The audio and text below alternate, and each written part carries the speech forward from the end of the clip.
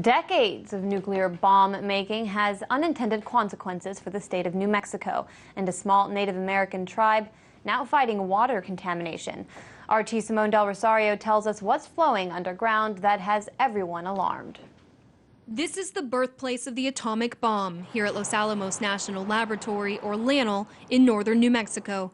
Built more than 7 decades ago as part of the Manhattan Project, the lab's self-stated primary responsibility is ensuring the safety and reliability of the nation's nuclear deterrent. But they failed to be as safe when it came to disposing contaminants in the lab's backyard. For 2 decades, LANL dumped water from its cooling towers into Sandia Canyon. Cooling towers lined with the chemical chromium to prevent corrosion.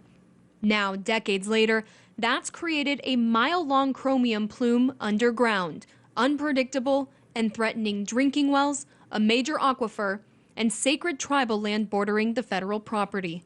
Scientific research links high levels of chromium in drinking water to cancer. After speaking with all of the involved parties over the phone, we traveled nearly 2,000 miles to tell this story.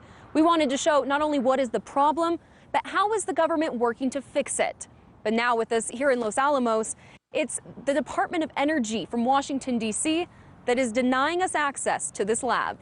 But the governor of the San Ildefonso Pueblo, James Mountain, invited us on his tribe's sacred land instead.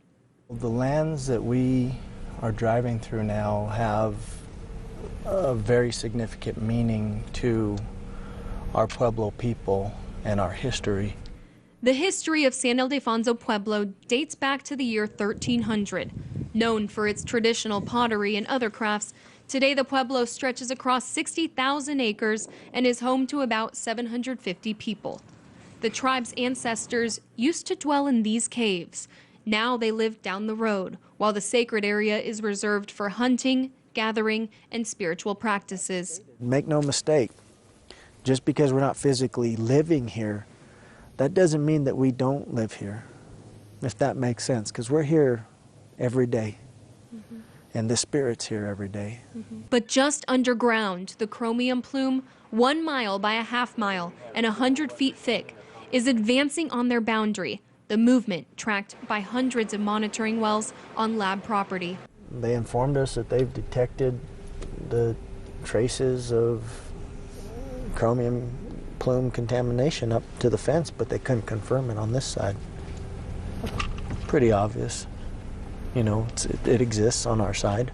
But there is only one way to know for sure.